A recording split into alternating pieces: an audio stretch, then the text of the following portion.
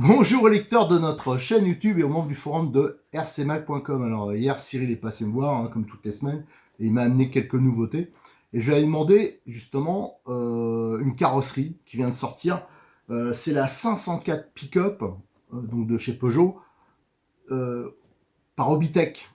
Et j'avoue que ça m'a un peu étonné parce que c'est quand même très rare de voir des marques qui s'intéressent à des voitures françaises. Donc ça, c'est plutôt un très bon point. Et la 504 Pick-up, c'est quand même une voiture, ceux qui habitent à la campagne, par exemple les pompiers, ils ont été longtemps équipés de ce genre de voiture. Les eaux forêts, les forestiers, enfin voilà, il y a plein de gens au niveau, même plaisir, mais aussi au niveau boulot, qui utilisaient ça parce que c'était des engins solides, comme souvent les Peugeot de cette époque-là. Et donc la 504, c'est une voiture qui est sortie en 1979 et ils l'ont sortie en pick-up, enfin la version pick-up est sortie en 79, la version berline largement avant. Et en fin de compte, ça correspondait à la sortie de la 505. Donc Peugeot, il faisait souvent ça quand il sortait le nouveau modèle, l'ancien, il le mettait dans différentes versions, notamment le pick-up. Et ça a été fabriqué, alors ça, j'ai vu ça sur la boîte, jusqu'en 2005 au Kenya. C'est quand même incroyable la carrière de cette voiture. En Afrique, il y en a plein, dans le monde entier. C'est une voiture qui a été vraiment beaucoup produite et beaucoup utilisée, surtout qui était très solide. Moi, dans mon village, il y en a deux que je croise régulièrement. C'est des trucs, c'est incassable. Des 4x4, des D'Angel. Alors, D'Angel, c'est une. Eux, ils prenaient souvent des Peugeot, mais aussi des Citroën. Alors, ils font le Berlingo, actuellement le partenaire, des voitures comme ça. Et ils prennent des voitures 2 roues motrices et ils les transforment en 4 roues motrices. C'est des spécialistes. Ils sont basés dans le Haut-Rhin ou Bas-Rhin, je me souviens plus. C'est une entreprise qui a, ça j'ai regardé sur Wikipédia, qui a 115 employés. Et donc la première voiture qu'ils ont faite, c'est la 504. Alors le kit Obitech, l'avantage c'est qu'on peut le faire soit en version Peugeot, d'après ce que j'ai compris sur la boîte, donc la version normale, ou soit en version D'Angel avec sûrement les élargisseurs, des protections de vent, enfin voilà. Donc c'est un kit qui est normalement, on va le découvrir, j'ai pas ouvert la boîte, je viens de la recevoir, qui devrait être très complet. Par contre, il y a un gros obstacle, c'est le prix.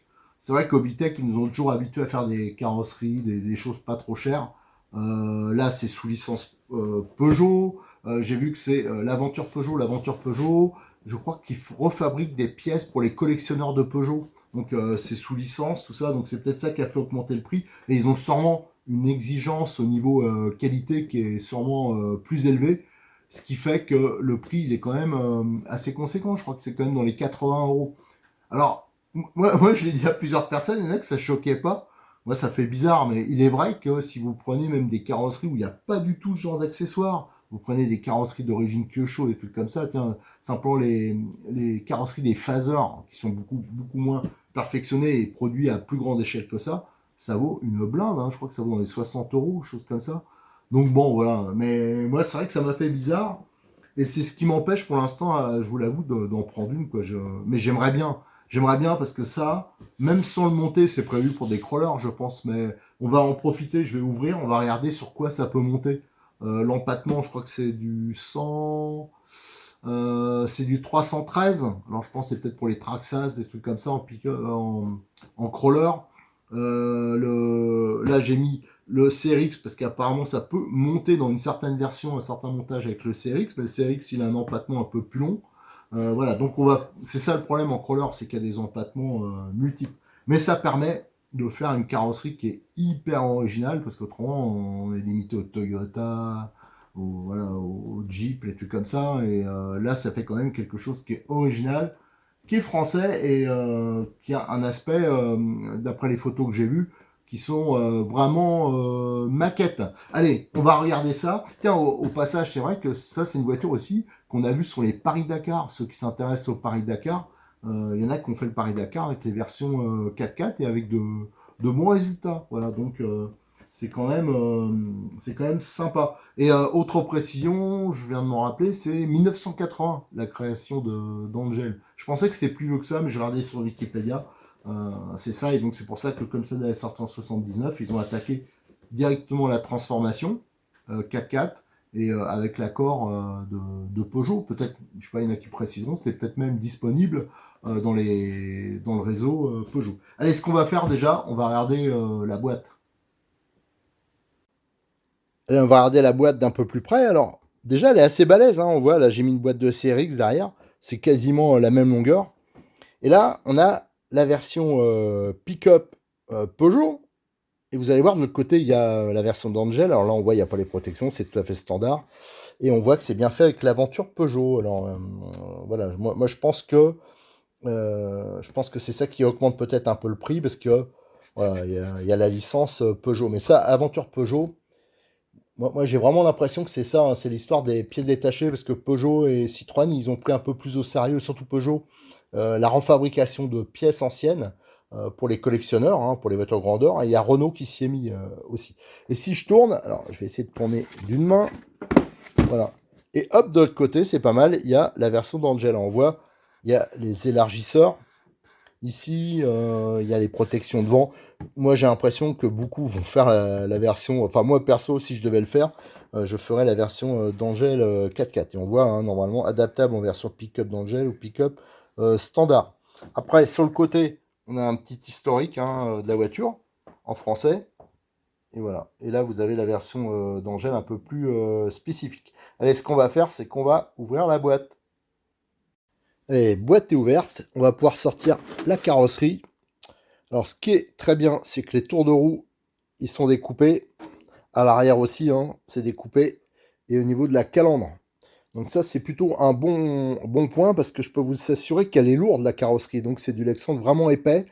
Donc ça, c'est vraiment très bien. Et on voit, là, il y a les marquages hein, pour percer pour les poignées de porte, les rétroviseurs. Donc ça sera facile. Alors ce qui est bien, c'est que la benne, là, elle est bien reproduite. Ça à mouler, ça doit pas être facile. Hein. Non, vraiment une très très belle carrosserie. Ensuite, alors qu'est-ce qu'on retrouve là-dedans? On retrouve, alors ça c'est les passages de roues hein, pour la version d'Angel, hein. Donc la version 4x4. Voilà, pareil, c'est du Lexan peut-être un peu plus fin. Ensuite, ça c'est tout ce qui est essuie-glace, rétroviseur, les poignées de porte, je pense. Là, on a la calandre. Ça, c'est pour la version d'Angel, hein, les protections avant. Très bien. Là, on a une deuxième calandre. Je pense, ou c'est le pare-choc arrière, je sais pas exactement. Ah, voilà, tiens, là c'est la calandre Peugeot. La partie centrale, hein, derrière, avec les parties, comment dire, refroidissement du radiateur, hein, sur la vraie. La grille. Là, on a un pare-choc. Je sais pas si c'est l'avant ou l'arrière. On a un sachet de visserie qui est quand même assez complet. Il y en a pas mal des vis, donc ça montre que c'est vraiment une voiture où il y a du montage, hein, au niveau carrosserie, je veux dire. Il y a un peu de boulot. Oh, les feux qui sont de couleur. Ah ouais, non mais là je comprends mieux un peu le tarif. Quand je vois qu'il y a des marques qui font à peu près le même tarif et qu'il n'y a rien dedans, là il y a donc les feux avant qui sont vraiment bien reproduits et les arrières qui sont teintés. Alors ça c'est rare. Ça c'est vraiment rare d'avoir teinté. Regardez. Ça, c'est plutôt... ça, c'est très bien aussi. Qu'est-ce qu'on a d'autre qu'est-ce que c'est, cette pièce? Je sais pas. Ça, on verra. Là, il y a une pièce en acier. Là, ça doit être aussi des pièces de fixation carrosserie, je pense. Ça, pareil, je sais pas. Faudra vraiment voir s'il y a une petite notice. Alors là, on a les autocollants. Alors, qu'est-ce qu'on a dans les autocollants? On a des autocollants Peugeot. Il y en a pour la calandre. Et en dessous, il y a une notice. Et ça, au milieu, ça doit être pour rétroviseur. Et c'est tout. Alors, c'est déjà pas mal. Alors, ce qu'on va aller voir hein, de plus près. Déjà, je vais vous faire les photos, bien sûr, de tous les éléments. Et on va regarder de plus près tout ce qui est autocollant et notice. J'ai tout déballé, hein. Donc là, on a les gros autocollants Peugeot 504. Ça, c'est les caches, tout ce qui est vitre, ça c'est très bien. Et là, on a tous les autocollants, hein, donc Peugeot, d'Angel, selon la version qu'on veut faire. Et on a une belle notice d'assemblage. Alors ça, c'est quand même pas courant hein, avec une carrosserie. D'habitude, on achète de la carrosserie. Il n'y a rien avec, il y a les caches éventuellement. Alors la notice, voilà, et donc qui est dans les, voilà, on voit le montage de la calandre, l'assemblage de la calandre, donc on peut mettre les optiques. Donc ça c'est vraiment pas mal du tout, hein. En plus, c'est les vis, les tailles sont bien indiquées. Voilà. Ça, c'est pourquoi alors la 504 est livrée avec un système de fixation sur pivot avec aimant. Ah, d'accord. Ah, mais c'est ça, les pièces métal. Donc, c'est que j'ai trouvé. Attendez, je vais essayer de les rechercher. C'est pour faire un montage. Voilà, hop, qui est ici. C'est pour faire, voilà, c'est des aimants. Voilà, d'accord, c'est 4 pièces. Donc tout le système, la grappe que j'avais vu, qui est là. Voilà, donc c'est ça, c'est pour faire les fixations sur aimants. Ah, c'est sympa ça. Ça, c'est pour ceux qui veulent, alors c'est pour les crawlers uniquement, hein, parce que sur un buggy, elle va vite dégager la carrosserie. Voilà, c'est pour pas avoir de traces de fixation, des plots de fixation. Donc ça, c'est plutôt un bon point. Voilà, donc ça, c'est, regardez, là on voit bien le système. Et ça, c'est pour adapter, je pense, sur un CRX. Donc ça, c'est un bon point. Et là, qu'est-ce que c'est? C'est encore le système, ouais, ça doit être le système de fixation. Là, c'est peut-être qu'on fait des fixations latérales. Je sais pas. Et là, on voit la fixation sur la voiture. Ah, ça, c'est assez sympa. Voilà. Et là, ah ouais, un système pivotant, d'accord. Ouais, donc là, il y a le pivot. Et on rabat la carrosserie et c'est aimanté sur l'arrière. Ouais, donc c'est encore différent. Ça, je l'avais jamais vu. Voilà, ça, j'avais pas compris. Je croyais que c'était 4 aimants. Et en fin de compte, non, non. Là, ah, c'est vraiment pas mal, pas mal. Alors, faudrait que je regarde parce que Cyril, il a un CRX. Et pourquoi pas, je vais voir, je vais essayer de le motiver. Pourquoi pas, alors ce qui bloque un peu, je vous avoue, c'est un peu le tarif. Ça, c'est peut-être un truc qui peut s'envisager un peu plus tard, quoi. Faudrait remonter un peu les finances parce que ces temps-ci, ouais, j'en ai pris des trucs que je voulais pas prendre à la base. Donc j'hésite un peu. Mais là, la carrosserie, je suis en train de craquer là. Donc quand je commence à craquer, généralement, je vais au bout. Donc il y a des chances que vous voyez cette carrosserie prochainement sur.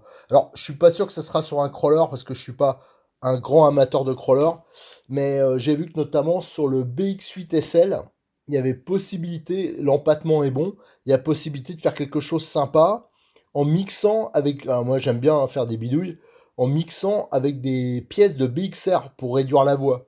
Alors ça, je vais regarder, ouais, faire un truc un peu maquette et qui roule bien. Voilà. Donc voilà, je voulais vous présenter vraiment cette carrosserie qui est très originale et très sympa. Donc il y aura une suite. Hein, on se lancera. Il faut juste que je trouve, vu le prix de la carrosserie, je veux pas me planter. Donc faut que je trouve quelque chose. Pourquoi pas faire une version pompier par exemple, parce que ça c'était beaucoup utilisé par les pompiers. Mais là, il faudrait vraiment un peintre. Il faudrait même faire fabriquer des autocollants spécifiques. Donc on va réfléchir. Je vais pas le faire dans la précipitation. Mais voilà, je voulais vous présenter ça parce que c'est vraiment un kit, je trouve, original. Parce que c'est une voiture française, une voiture très connue qui est utilisée par les pompiers, les hauts-foureurs. Enfin voilà. Et en plus, c'est très complet et avec un système, ça a été quand même bien réfléchi, un système de fixation de la carrosserie pivotant qui est quand même assez original et sympa. Ça j'ai vraiment découvert en regardant la notice. Allez, on se retrouvera donc prochainement, dès que j'ai trouvé sur quoi on va le monter, et on fera le montage, la peinture de cette carrosserie. Allez, à très bientôt sur notre chaîne YouTube, et je vous donne bien sûr rendez-vous comme d'habitude sur le forum de rcmag.com, et encore merci à Cyril de Modelist 34 qui nous a permis de faire cette vidéo.